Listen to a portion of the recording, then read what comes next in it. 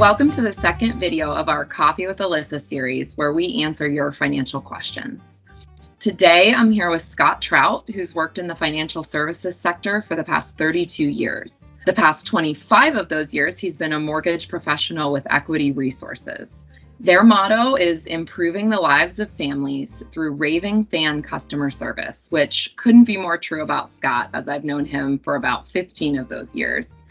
A mortgage specialist is often considered to be a sales position, but Scott and his team don't view their position that way. They pride themselves on proven exceptional customer service. And just in the past 2 years, his team has helped over 500 families achieve home ownership.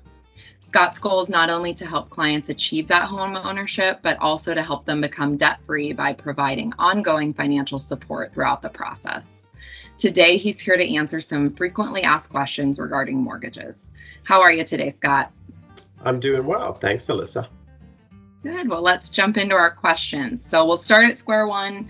How does the mortgage process work? Well, the first step for me in the process is an application, which is simply a digital link that you enter all of your personal information. And then the second step is to verify your income. So our system will walk you right through the process of the application, and then in the end of it, it'll prompt you to upload your 2 years of W-2s, 1 month of current pay stubs, tax returns in some cases if we need them, and then we typically ask for 2 months of bank statements to show that you have the funds needed to go to closing. And then once I have that information, I can determine what's the best program for you and what you fit into as far as based on credit score, based on the income limits that you have, and based on the amount of a down payment that you have. So then we look at the different programs. We offer just about any program that's out there. And we have VA loans, USDA loans, and they are zero money down programs, which is great, but you have to qualify for them, of course. And then we offer the FHA loans, which is a 3.5% down payment. And we offer the conventional loans, which vary with a down payment from a 3% down for a first-time home buyer. And then you could put as much down after that as you want. The standard typically is 5% down. Once we verify what program we want to use for you, then we can issue a pre-approval letter to you, and then you can begin to work with a real estate agent. I can refer you to one as well that I've worked with for years to begin your home shopping process. Well, we're currently in a bit of a crazy environment in the mortgage market here, where the supply of homes is very low. And inflation is obviously really impacting home prices. So aside from the cost of the home, what are some factors that our viewers should pay attention to that could potentially affect their ability to meet their obligation? So if we look at a breakdown of your monthly mortgage payment, we can determine what factors are going to change through that process. So there's several things to think about. Your mortgage payment is made up of principal and interest, taxes, homeowners insurance, and private mortgage insurance.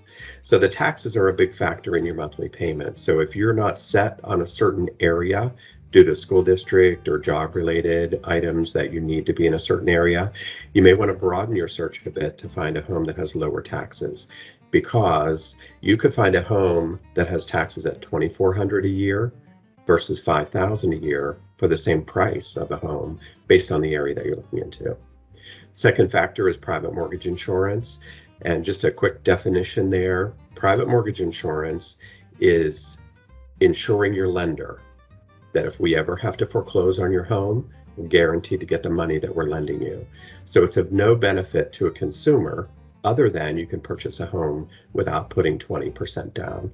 But private mortgage insurance, especially in the conventional programs, it's going to vary based on your credit score.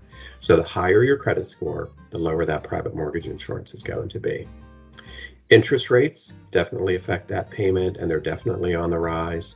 So there's not a whole lot you as a consumer can do about that, other than whenever we get to the pre-approval process, we quote an interest rate, but we can't lock in an interest rate until we have a signed agreement so that we can lock in and protect you from rising interest rates. And then the final thing is, I would say even after, this isn't during the process, but after the process, something that could affect your monthly payment is a tax reassessment. So in today's market with inflated market values or increasing market values, taxing authorities are stepping in on that once you purchase that home to see what that home was purchased for. And if it's assessed a lot lower prior to what it is now, they'll send you a reassessment bill and your taxes will go up. So that's something to be just in consideration, because if you're getting maxed out in that pre-approval process, you want to be careful, because if your taxes go up $1,200 a year based on the new assessment, your payment is now going up $100 more a year, and that's something that happens after the fact. Thank you, Scott. What do most people mess up in the process that our viewers can avoid? Well, I wouldn't necessarily say mess up, but there are definitely things to avoid. If we're going through the process, we want to avoid any new debt. So don't open any new credit cards or any new auto loans, because those items will fluctuate your credit score. A big thing to watch out for is switching jobs, especially if you're switching pay structures. So it's one thing if you're going from a W-2 job to another W-2 job, straight salary, not an issue. But if you're going from, let's say, a $50,000 salary job to a $25,000 salary job with the option of commission, then we need a longer period of time to average out that commission because your pay structure changed. So that's something to be careful about. If you go self-employed, totally changes what we need from you, and you need to be in that self-employed job for at least a 2-year period so that we can average out your income. Something else to avoid is cash at home. A lot of clients, which really surprises me, have a lot of cash at home. And it's in safe deposit boxes, it's in safes, it's under their bed. If you deposit a large sum of money, and not even a large sum of money, because we look at a deposit of $500 or greater, we have to explain where the money came from. And if you tell us, well, this was cash that I had somewhere, we are not able to use that as part of your down payment funds. We have to subtract it from your bank balance. So if you have money stashed at home that you're saving for a house, you want to get that in the bank now so that it's in there and we don't see that deposit, so it's not a question. 2 things on a credit report to watch for are disputed accounts or authorized user accounts. Those fluctuate your credit scores, and some of the programs will require you to come out of the dispute or come off of that authorized user account if you're not responsible to make those payments. So a couple of things to watch for there. One of the biggest things I would say is you want to get pre-approved early so that we can identify any of those issues and say, well, okay, here's where we are, this needs to change, that needs to change. Can you pay off the bill? Can you pay this credit card down to increase your credit score? So that'll help you in the long run to get the best interest rate and the lowest private mortgage insurance based on your credit scores.